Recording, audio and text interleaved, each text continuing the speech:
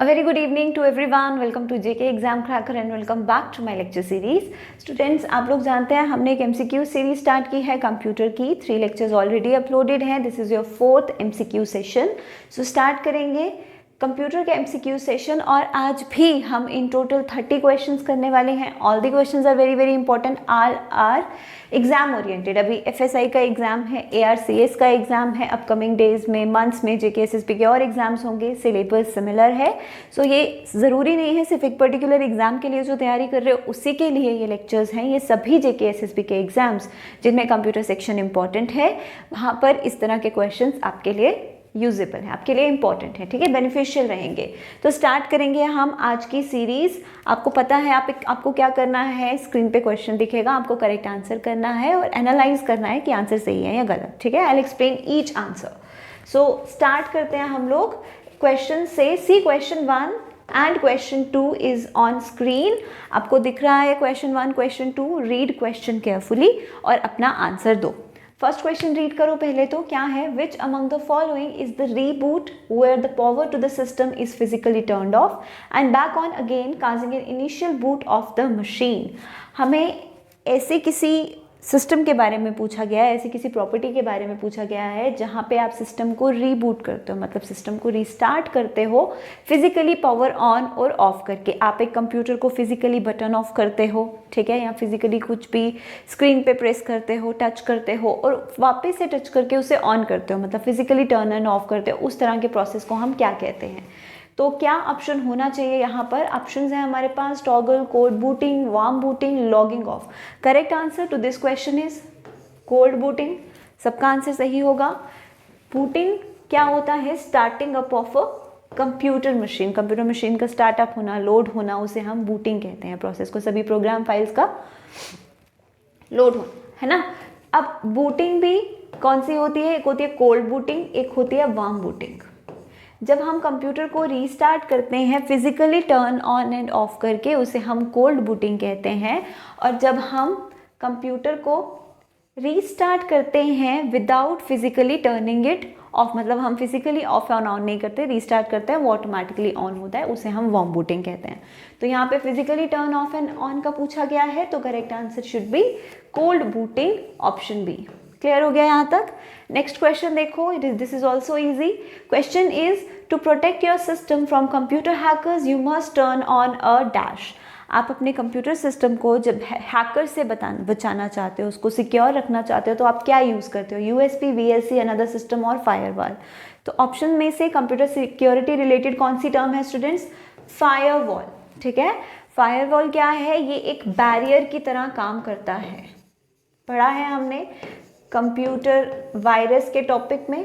एक बैरियर की तरह काम करती है जो नेटवर्क सिक्योरिटी सिस्टम का पार्ट है. कंप्यूटर में, आपके नेटवर्क में जितना भी ट्रैफिक है, इनकमिंग आउटगोइंग डेटा, जो कम्युनिकेशन का ट्रैफिक है, उसे कंट्रोल करना, मैनेज करना और अलाउ करना कि कौन सी डेटा की एंट्री और कौन सा डेटा आउट होना चाहिए. ट्रैफिक को, इन एंड आउटगोइंग ट्रैफिक की कंट्रोल करना, मैनेज करना किसका काम होता है? फायरवॉल का, ताकि कोई भी सिक्योरिटी थ्रेट आपके नेटवर्क पे ना आए, है ना. So correct answer is option D. Right, next देखें. Next question.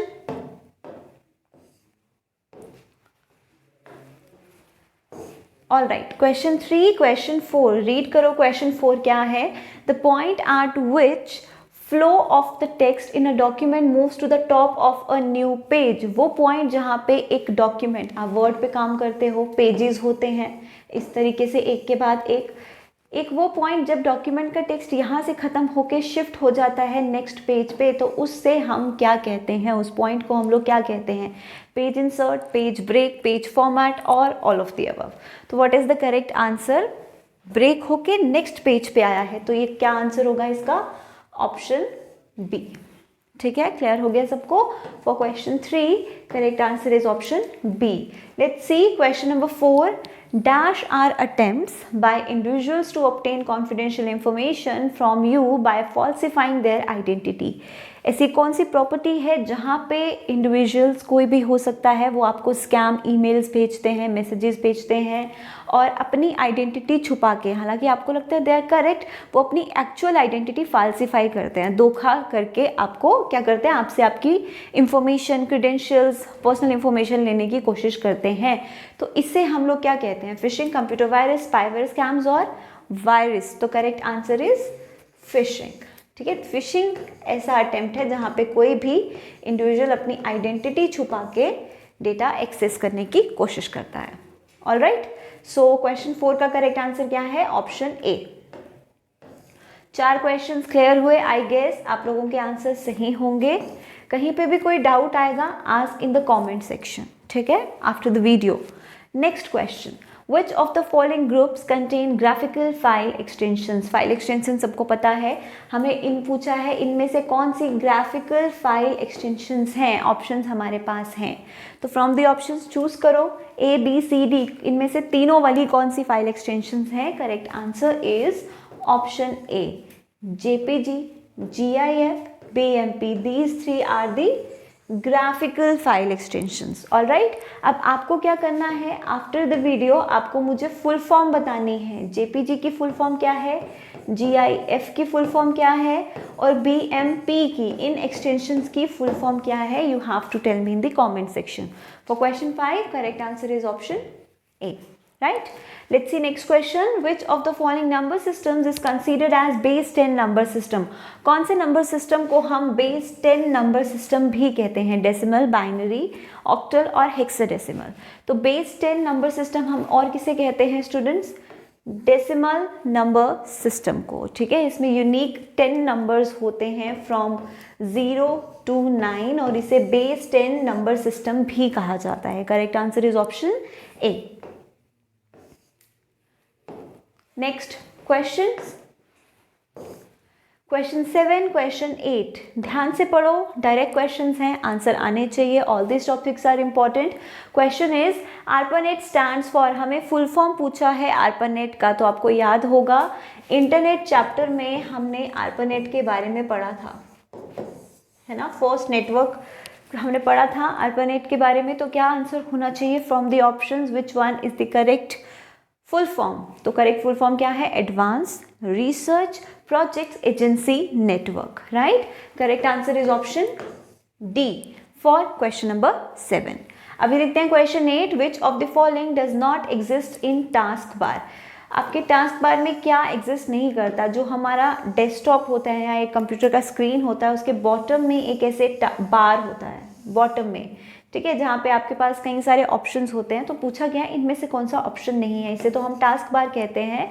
Quick learn, start menu, my documents, address bar. Address bar भी होता है, स्टार्ट मेन्यू भी आपके पास यहाँ पर होता है, राइट। क्विक लॉन्च भी आपके पास इधर होता है। क्या नहीं होता by default, that is my documents. तो करेक्ट आंसर क्या होना चाहिए, option c for question number 8। Clear हुआ सबको, 8 questions clear to everybody. Let's see next set of questions. Okay, एक क्वेश्चन पढ़ने से पहले ये एक बार आपके सामने एक पिक्चर है, ध्यान से देखो। आपको पता है JKPSI सब इंस्पेक्टर की वैकेंसीज आउट हुई हैं, इन टोटल 1200 वैकेंसीज हैं। तो हमारी टीम ने online and offline batches start किए हैं। ऑनलाइन बैचेस ऐप पे मिलेंगे, लिंक डिस्क्रिप्शन बॉक्स में है, जिसमें लाइव क्लासेस भी होती हैं। अगर आपको लाइव क्लासेस नहीं चाहिए, सिर्फ रिकॉर्डेड लेक्चर्स चाहिए, वो कोर्स भी आपके लिए अवेलेबल है। और ऑफलाइन क्लासेस भी होती हैं, किसी को लगता है कि वो वीडियोज़ के थ्रू नहीं पढ़ सकता या उसे समझ में नहीं आता, तो they can visit us on our offline centre. ठीक है, वो ऑफलाइन क्लासेस भी ज्वाइन कर सकते हैं। फ्रेश बैचेस स्टार्ट हुए हैं, प्रॉपरली कवर करवाया जा रहा है, क्योंकि बहुत सारे स्टूडेंट्स का ये डाउट रहता है कि सिलेबस अभी आउट नहीं हुआ तो प्रिपरेशन कैसे स्टार्ट करें। सिलेबस आउट होगा, उसके बाद 2-3 महीने प्रिपरेशन के लिए मिलेंगे। सिलेबस इतना होता है कि प्रिपरेशन के लिए टाइम नहीं मिलेगा, सो थोड़ा सा स्मार्टली चलो। उन्होंने हिंट दे दिया है कि सिलेबस में कौन कौन से टॉपिक्स होंगे। जब नोटिफिकेशन आउट हुआ था, क्लियरली लिखा गया था कि हिस्ट्री होने वाली है, इंग्लिश होने वाला है, कंप्यूटर होने वाला है, मेंटल एबिलिटी होने वाला है, ये तो हमें पता ही है। और इसमें कौन कौन से टॉपिक्स रहते हैं, this is very much known to everybody, right. तो वो टॉपिक्स तो आने ही आने हैं, स्पेसिफिक टॉपिक्स नहीं डिफाइंड है, लेकिन कौन कौन से सब्जेक्ट्स हैं ये तो पता है ना। तो उन्हीं सब्जेक्ट्स को पढ़ाया जा रहा है पहले, जो स्पेसिफाई किए हैं हमारे पास होम डिपार्टमेंट ने, राइट। तो अगर आप लोग इंटरेस्टेड हैं you can join, alright. This is the contact number, आपको डिस्क्रिप्शन में भी मिल जाएगा। ऑफलाइन सेंटर विजिट करना चाहते हो कॉल कर लो, एड्रेस आपके सामने है जो आपके लिए सूटेबल है, ठीक है। तो चलो नेक्स्ट देखते हैं अभी हम लोग क्वेश्चंस। क्वेश्चन 9, क्वेश्चन 10, देखो ध्यान से। क्वेश्चन नंबर 9 क्या है, in which generation did multi programming start. Multi programming किस जनरेशन में स्टार्ट हुआ था। हमने टोटल 5 जनरेशन्स पढ़ी हैं और मल्टी प्रोग्रामिंग का जो कॉन्सेप्ट है वो स्टार्ट हुआ है 3rd जनरेशन ऑफ कंप्यूटर में, ठीक है। Correct answer is option c. Let's see next question. By an internet we mean, अब हमें पूछा है इंटरनेट का मतलब क्या होता है। अभी हमने इंटरनेट तो पढ़ा है, ये भी एक टाइप ऑफ नेटवर्क है जो एक ग्लोबल नेटवर्क है। नेटवर्क एक और तरह का होता है जिसे हम इंट्रानेट कहते हैं। अब इंटरनेट क्या होता है, एक ही ऑर्गेनाइजेशन में रिस्ट्रिक्टेड होता है। तो फ्रॉम द ऑप्शंस हमारे पास क्या आंसर होना चाहिए, a network connecting all computers of an organization and using the internet protocol। Internet protocol को यूज़ करते हुए एक ऑर्गेनाइजेशन में जो रिस्ट्रिक्टेड होता है, एक पर्टिकुलर ऑर्गेनाइजेशन का नेटवर्क, जो वहीं के जो हम कह सकते हैं कि वर्कर्स हैं या वहीं पे जो लोग काम करते हैं वो एक्सेस कर सकते हैं, उस तरह के नेटवर्क कनेक्शन को हम लोग इंटरनेट कहते हैं, ठीक है। इंट्रानेट कहते हैं। Internet is actually a network, internet but within an organization, ठीक है। So correct answer is option d. चलो अभी देखते हैं question next, question 11, question 12 read कीजिए जल्दी से मेरे साथ। क्या है question 11, email is one of the most popular important service by internet. Email के बारे में सब जानते हैं, इलेक्ट्रॉनिक मेल।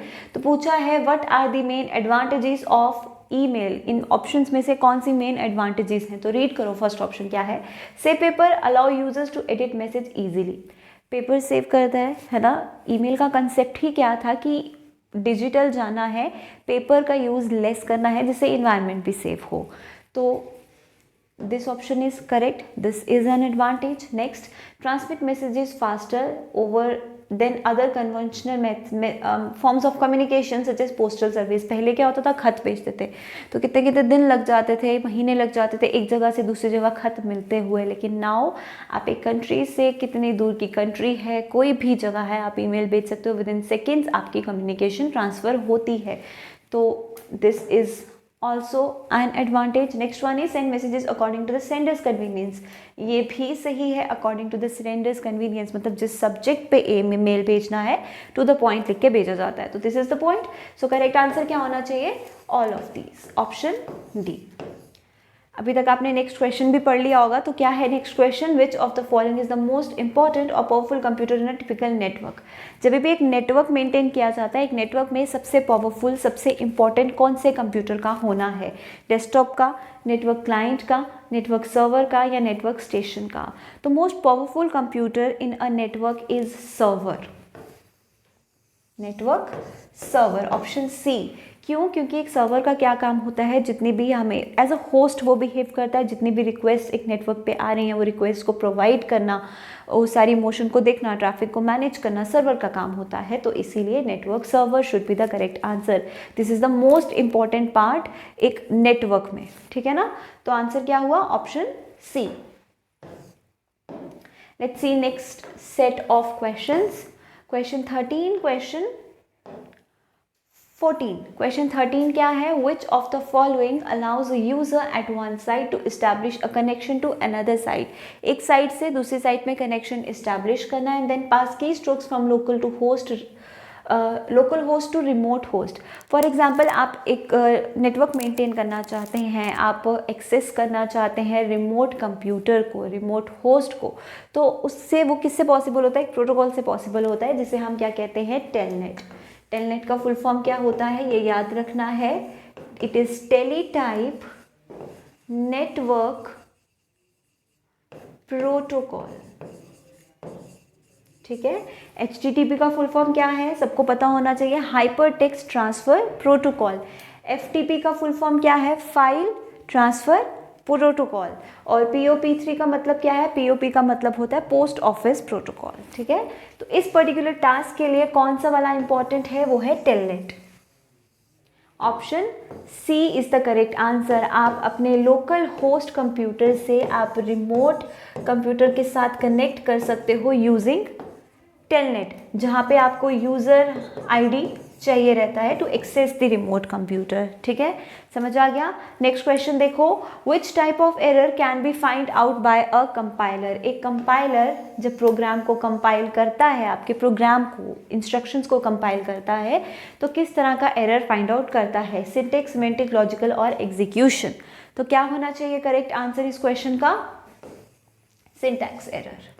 ठीक है, कंपाइलर किस तरह का एरर प्रोग्राम में से फाइंड आउट करता है? Syntax error. सिंटैक्स एरर मतलब जो प्रोग्राम का लिखने का तरीका है, जो नंबर्स, सिंबल्स, अल्फ़ाबेट्स, लेटर्स आपने यूज़ किए हैं, वो सब सही है या नहीं, मतलब उसके सिंटैक्स में कोई गलती है या नहीं, वो फाइंड आउट करता है। लिखने के तरीके में जो गलती है वो फाइंड आउट करता है कंपाइलर। ठीक है, करेक्ट आंसर क्या हुआ? Option A. Next question 15 and 16 देखो ध्यान से। Read question number 15। Dash has the shortest access time. ये चीज़ें हमने पढ़ी हुई हैं जब हमने मेमोरी पढ़ा है। तो क्या आंसर होना चाहिए? Cache memory, virtual memory, secondary memory और ऑल ऑफ द अबव। तो shortest access time, shortest access time का मतलब क्या होता है कि CPU कितना टाइम लेता है डेटा को एक्सेस करने में मेमोरी से। तो शॉर्टेस्ट किसका है? कैश मेमोरी का। ठीक है, मैंने आपको बताया है, पहले भी मैं बता चुकी हूँ, एक प्रोसेसर CPU डेटा एक्सेस कहाँ से करता है? हमेशा मेन मेमोरी से, राइट? कहाँ से एक्सेस करता है? Main memory. इवन आपको कोई डेटा प्रोसेस करवाना है जो सेकेंडरी मेमोरी में है, वो भी पहले मेन मेमोरी में कॉपी होगा, देन CPU से एक्सेस करेगा, वहाँ से उठाएगा। लेकिन जो डेटा CPU फ्रिक्वेंटली यूज़ कर रहा है, मतलब किसी तरह का कंटेंट CPU फ्रिक्वेंटली यूज़ करता है आपका processor for the processing of some programs, तो वो जो है एज कैश मेमोरी में जाके टेम्परेरीली स्टोर हो जाते हैं। ठीक है, ताकि बार बार CPU को मेन मेमोरी में ना जाना पड़े। इसी के बीच एक इंटरमीडिएट मान लो कि कैश मेमोरी से ही वो जो फ्रिक्वेंटली डेटा होता है जो CPU को चाहिए, वो कैश मेमोरी से ही उठा लेता है, और इससे क्या होता है? टाइम सेव हो जाता है। तो इसीलिए हम इसको कहते हैं fastest shortest access time. Correct answer हुआ option A. Next question related to virtual memory. Virtual memory क्या है? An extremely large main memory, large secondary memory, illusion of extremely large memory और type of memory used in super computers. तो क्या है virtual memory? देखो options में से, virtual memory is secondary memory, extremely large secondary memory. और virtual memory क्या कब यूज़ होता है? जब हमारी रैम फुल हो जाती है, तो आपकी हार्ड डिस्क में वर्चुअल मेमोरी यूज़ की जाती है, जो तब तक यूटिलाइज़ की जाती है जब तक रैम फ्री ना हो जाए। ठीक है, और इसका यूज़ इसीलिए किया जाता है क्योंकि रैम जो है वो working memory of a system है, वो प्रोग्राम्स होल्ड करके रखे हैं जिस पे आप काम कर रहे हो, तो आपके प्रोग्राम्स, आपका काम क्रैश ना हो जाए, इसीलिए जब रैम फुल होती है तो वर्चुअल मेमोरी का यूज़ होता है। तो करेक्ट आंसर क्या हुआ? Option b. ठीक है, नेक्स्ट देखें।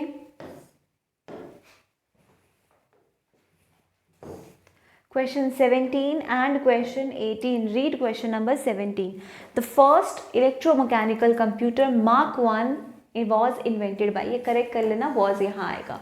Was invented by whom? Charles Pascal, John W. Mauchly, Howard Aiken, Clifford Berry। तो किसने इन्वेंट किया था? सबसे पहली चीज़ यहाँ आपने क्या सीखी? फर्स्ट इलेक्ट्रोमैकेनिकल कंप्यूटर कौन सा है? मार्क 1 है। ठीक है, और ये किसने इन्वेंट किया है? ये इन्वेंट किया है हॉवर्ड एकिन ने। So correct answer is option c. सही है 17 का सबका आंसर। नेक्स्ट देखें। नेक्स्ट अगेन हमें फुल फॉर्म पूछा है, एब्रीविएशन बेस्ड क्वेश्चन है। Question is WPAN stands for. तो नेटवर्क टाइप्स अगर देखा जाए तो हम कौन कौन सी पढ़ते हैं? LAN that is local area network, then we do WAN that is wide area network, फिर उसके बाद MAN metropolitan area network, then PAN which is personal area network. तो एक होता है WPAN। PAN तो क्या है? पर्सनल एरिया नेटवर्क, और इस W का मतलब क्या होता है? वायरलेस। वायरलेस का मतलब होता है without any physical medium, without the use of cables, ठीक है। तो क्या करेक्ट आंसर होगा, wireless personal area network, option c for question 18। Clear? यहाँ तक अपना लेवल चेक करते रहिए कितने क्वेश्चन सही हो रहे हैं, और जहाँ गलती हो रही है वो दोबारा जब क्वेश्चन वैसा दिख जाए तो गलती नहीं होनी चाहिए। नेक्स्ट क्वेश्चन देखो, रीड करो question 19। What is the term used when the government employs technology to deal with the citizens, business, other government agencies. कौन सी टर्म यूज़ की जाती है जब गवर्नमेंट अपना काम करने के लिए, अपना एडमिनिस्ट्रेशन चलाने के लिए, फॉर एग्जांपल सिटीजन से डील करना है, गवर्नमेंट को कोई बिजनेस करना है या कुछ भी अपना टास्क करना है, जितने भी गवर्नमेंट एजेंसी से डील करना है, जब वो टेक्निकली डील करती है तो उसको क्या टर्म दी गई है? तो उसे हमने टर्म दिया है ई गवर्नमेंट, ठीक है। उसे हम लोग क्या कहते हैं, ई गवर्नमेंट। ई का मतलब क्या होता है, इलेक्ट्रॉनिक, पढ़ा है हमने। जैसे हम लोग बोलते हैं ई कॉमर्स, ई कॉमर्स का मतलब होता है इलेक्ट्रॉनिक, इलेक्ट्रॉनिक का मतलब क्या होता है, डिजिटली, समझ गए। तो जब गवर्नमेंट डिजिटल वर्ल्ड को यूज़ करते हो, टेक्नोलॉजी को यूज़ करते हो, अपना काम करते हैं, तो हम उससे क्या कहते हैं, उस टर्मिनोलॉजी को हम कहते हैं ई गवर्नमेंट। समझ आ गया? Correct answer is option D. Let's see next question. ये क्वेश्चन मैंने आपको आना चाहिए क्योंकि जो हमने 100 क्वेश्चंस का सेट किया है उसमें भी ये क्वेश्चन आप लोगों को मैंने बताया था, और 100 क्वेश्चन से याद आया जो आपके 100 क्वेश्चंस की एमसीक्यू सीरीज़ हुई थी, काफ़ी स्टूडेंट्स बोल रहे हैं उसके क्वेश्चंस नहीं आया। सैटरडे तक वेट कर लो, क्वेश्चंस की एक कंपाइल्ड फाइल आपको टेलीग्राम पे मिल जाएगी, ठीक है। सो MIDI का मतलब क्या है, मतलब इसकी फुल फॉर्म क्या है? तो देखो ऑप्शंस में से क्या होनी चाहिए correct full form. Musical, I stands for instrument, D stands for digital and I stands for interface. तो ये क्या है, musical instrument digital interface. Correct answer is option b for question 20। Done, यहाँ तक हो गया। नेक्स्ट क्वेश्चन देखें 21, 22। ध्यान से देखो, डायरेक्ट क्वेश्चंस हैं, बस समझ के तो आ जाएगा समझ में, बाकी के आंसर्स क्या होने चाहिए। Question is which of the following is used to open menu options in current program. एक करंट प्रोग्राम में अगर आपको फाइल मेन्यू ऑप्शन ओपन करना है, आप कौन सा शॉर्टकट यूज करेंगे? Options control F, shift F, alt F, control alt F। तो करेक्ट आंसर क्या है आपका, ऑल्ट F। आपको ऑल्ट F प्रेस करना है to open the file menu. Next question, spelling checker is also called as. आपको पता है जब आप कोई भी वर्ड फाइल यूज़ करते हो, मतलब वर्ड्स, माइक्रोसॉफ्ट वर्ड या फिर आप माइक्रोसॉफ्ट सूट का कोई सॉफ्टवेयर यूज़ कर रहे हो, जैसे वर्ड की एग्जांपल लेते हैं, आप लोगों ने कुछ स्पेलिंग मिस्टेक्स किए हैं तो एक वहाँ पे आपको ऑप्शन मिलता है स्पेल चेकर का। कहाँ पे मिलता है, कौन से टैब में? ये क्वेश्चन भी आता है, रिव्यू में आपको मिलता है स्पेलिंग एंड ग्रामर चेक का ऑप्शन। तो इसी स्पेल चेकर को हम लोग इलेक्ट्रॉनिकली या हम टेक्निकल टर्म में और क्या नाम दे सकते हैं? इंसाइक्लोपीडिया, थिसॉरस, डिक्शनरी और नन ऑफ दिस। तो स्पेलिंग चेकर को हम लोग इलेक्ट्रॉनिक डिक्शनरी भी कहते हैं। सो करेक्ट आंसर क्या होना चाहिए, ऑप्शन सी, ठीक है। नेक्स्ट क्वेश्चन देखें, question 23। Next question, which is used to print the worksheet with grid lines। आपको आपकी वर्कशीट को ग्रिड लाइंस के साथ प्रिंट करना है, तो आप लोग कौन से ऑप्शन को यूज़ करते हो? Grid check box, text box और डायलॉग बॉक्स। तो यहाँ पे ग्रिड लाइंस के साथ करना है तो आंसर क्या होना चाहिए, grid check box, option A, right. Question 24 देखो, क्या आंसर होना चाहिए, what is the name of the operating system that reads and reacts in terms of actual time. जो काम करता है एक्चुअल टाइम के अकॉर्डिंग, रियल टाइम के अकॉर्डिंग काम करता है, उस तरह के ऑपरेटिंग सिस्टम को हम लोग क्या कहते हैं? तो टाइप्स ऑफ ऑपरेटिंग सिस्टम पढ़े होंगे, जो एक्चुअल टाइम, रियल टाइम के अकॉर्डिंग काम करता है, ऑपरेट करता है, उस तरह के ऑपरेटिंग सिस्टम को हम लोग क्या कहते हैं? रियल टाइम ऑपरेटिंग सिस्टम, ठीक है। So correct answer is option ए। किसी को ऑपरेटिंग सिस्टम्स में डाउट है तो ARCS की प्लेलिस्ट में कंप्यूटर का मैंने ऑपरेटिंग सिस्टम्स पढ़ाए हैं, वहाँ पर जाकर आप लोग पढ़ सकते हो ये चैप्टर। नेक्स्ट देखो, the operating system was introduced, the primary goal was mainly to. जब ऑपरेटिंग सिस्टम को बनाया गया, ठीक है, ऑपरेटिंग सिस्टम किस जनरेशन में इंट्रोड्यूस हुआ था, मुझे ये आपसे जानना है। आप लोग मुझे कमेंट बताओगे ऑपरेटिंग सिस्टम वाज इंट्रोड्यूस, ये जो ऑपरेटिंग सिस्टम का कंसेप्ट है किस जनरेशन में पहले आया, ठीक है। चलो अब आगे क्या है, operating system was first introduced, primary goal was mainly to, जब ऑपरेटिंग सिस्टम को इंट्रोड्यूस किया गया प्राइमरी गोल क्या था, मेमोरी शेयर करना, यूज़र फ्रेंडली इंटरफेस रखना, रिसोर्सेज को ऑप्टिमाइज करना, या नन ऑफ दीज। तो major task of operating system क्या है, कंप्यूटर के जो रिसोर्सेज हैं, रिसोर्सेज क्या होते हैं, जो किसी भी इनपुट को प्रोसेस करने के लिए हमें रिसोर्सेज चाहिए, आपका रिजल्ट देने के लिए, आपने 2+2 किया आपको 4 मिला, तो वो उस काम को कंप्यूटर को कैलकुलेट करने के लिए जो रिसोर्सेज चाहिए पूरी प्रोसेसिंग को कवर करने के लिए, इनपुट लेने के लिए, आउटपुट देने के लिए, वो है कंप्यूटर रिसोर्सेज, ठीक है। सो सबसे पहला काम और इम्पॉर्टेंट काम ऑपरेटिंग सिस्टम का क्या है, रिसोर्सेज को ऑप्टिमाइज करना। बहुत बार स्टूडेंट्स को डाउट आता है ये रिसोर्सेज क्या है, तो एक प्रोसेसिंग करने के लिए आप लोगों को क्या चाहिए होता है, इनपुट देना है, आउटपुट मिलता है, तो रिसोर्सेज क्या है, इनपुट आउटपुट डिवाइसेस। फिर हमें मेमोरी की भी ज़रूरत होती है, प्रोसेसिंग के लिए डेटा कहीं ना कहीं होल्ड होगा, तो मेमोरी भी एक कंप्यूटर रिसोर्स है।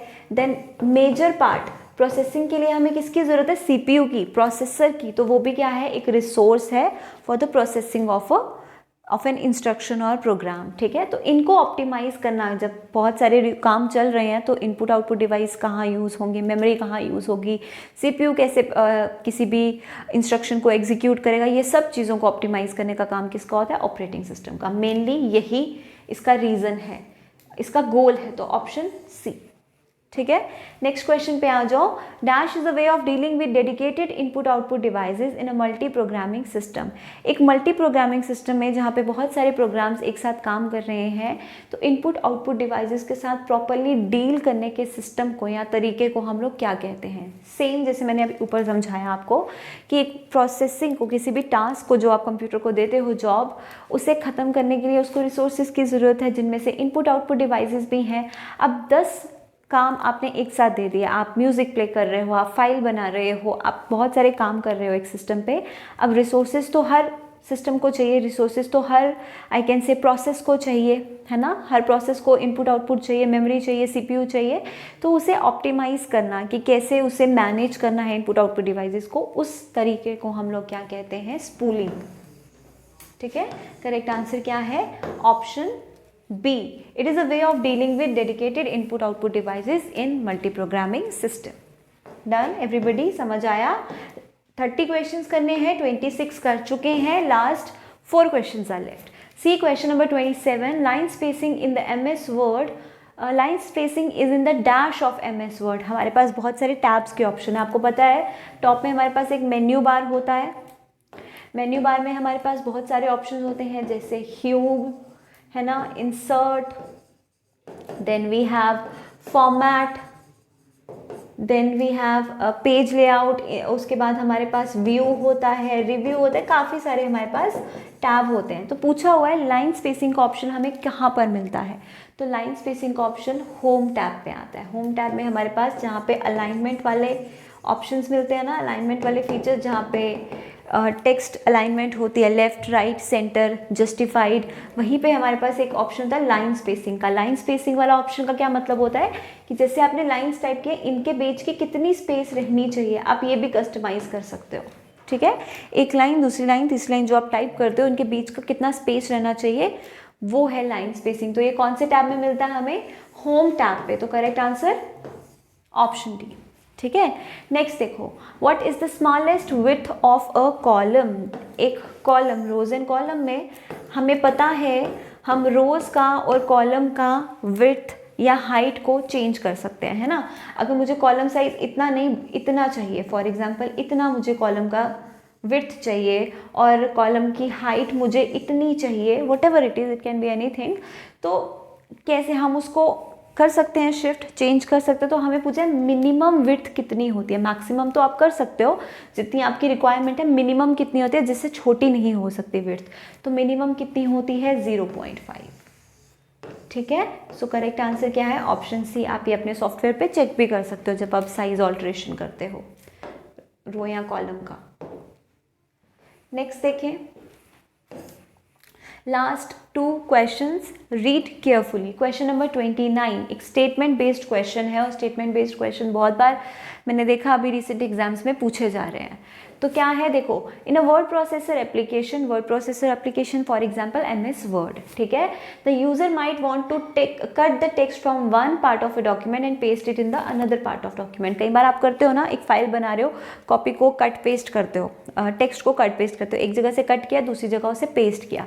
तो क्वेश्चन क्या पूछा है, when user copies the selected content it stores in. अब आपने किसी टेक्स्ट को कट तो कर लिया, ठीक है, कोई भी टेक्स्ट है XYZ, आपने इसे यहाँ से कट तो कर लिया और अभी कहीं पर आपने इसे पेस्ट नहीं किया है. कट कर लिया, पेस्ट नहीं किया है, तो जब कट करके उसे वहाँ से हटा के कहीं ना कहीं तो वो होल्ड होगा, जो कंटेंट आपने कट किया है वहाँ से, तो वो एक टेम्परेरी मेमोरी में होल्ड होता है, जिसे हम लोग क्या कहते हैं, क्लिप बोर्ड कहते हैं. कई बार अपने मोबाइल में व्हाट्सएप पे कभी कोई मैसेज कॉपी करते हो या कोई टेक्स्ट कॉपी करते हो, तो वहाँ पे कॉपी करके ऑप्शन आता है कॉपीड टू क्लिप बोर्ड, है ना.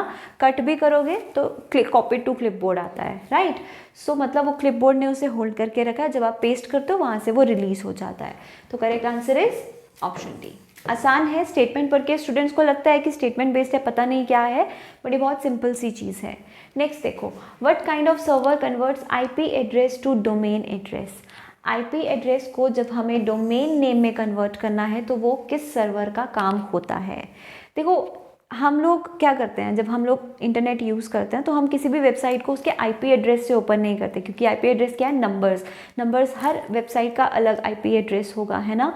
तो IP एड्रेस से हम कभी वेबसाइट नहीं खोलते. हम कैसे खोलते हैं, उसके नाम से. हम उसका नाम सर्च करते हैं, वेबसाइट का नाम या जो भी हमारे पास कोई कीवर्ड है रिलेटेड, हम वो सर्च करते हैं. हम कभी भी नंबर नहीं डालते. वाई? बिकॉज ह्यूमन को नंबर याद नहीं रहते. इसीलिए इसको ओवरकम करने के लिए IP एड्रेस को डोमेन नेम में चेंज किया जाता है, ताकि ह्यूमंस को याद रह सके. जब भी हम किसी को कॉल करते हैं तो आप क्या सिर्फ नंबर सेव करते हो या नंबर के साथ नाम भी रखते हो. हर किसी का नंबर आप याद नहीं रख सकते, इसीलिए आप उसका नाम सेव करते हो ताकि नाम से उसे कॉल कर सको. तो एक नेटवर्क पे भी ऐसा ही होता है. ह्यूमन IP एड्रेसेस हर जगह के याद नहीं रख सकता, इसीलिए उसे डोमेन नेम दिया जाता है. तो डोमेन नेम में जब हमें कन्वर्ट करना होता है तो वो कौन करता है, कौन सा सर्वर, DNS का फुल फॉर्म क्या होता है, डोमेन नेम सिस्टम. इसका फुल फॉर्म भी आपको पूछा जा सकता है. कई बुक्स में सिस्टम है, कई जगह पे आपको डोमेन नेम सर्वर भी देखने को मिलेगा. So both are correct. Domain name server भी कहते हैं, डोमेन नेम सिस्टम भी कहते हैं. This is the process of converting IP address to domain name, ठीक है. सो करेक्ट आंसर क्या हुआ, option A. Alright, so with this हमारे टोटल 30 क्वेश्चंस जो हैं वो आज के कवर हो गए हैं. आई होप ये क्वेश्चंस आपके लिए हेल्पफुल होंगे और इतना डिफ़िकल्ट क्वेश्चंस नहीं है. सब पढ़ के रखा है हमने. जो हमने वीडियो में कवर नहीं किया है वो हमने MCQs के थ्रू भी कवर कर लिया है. तो all these questions are important. तो अच्छे से पढ़ो, अच्छे मार्क्स लेने हैं. कमिंग डेज में और सेशंस आपके लिए आएंगे कंप्यूटर के. कोई डाउट हो कॉमेंट में बताना, ठीक है. सो अभी हम लोग मिलेंगे हमारे नेक्स्ट लेक्चर में. तब तक के लिए अपना ध्यान रखिए और पढ़ाई कीजिए. Thank you.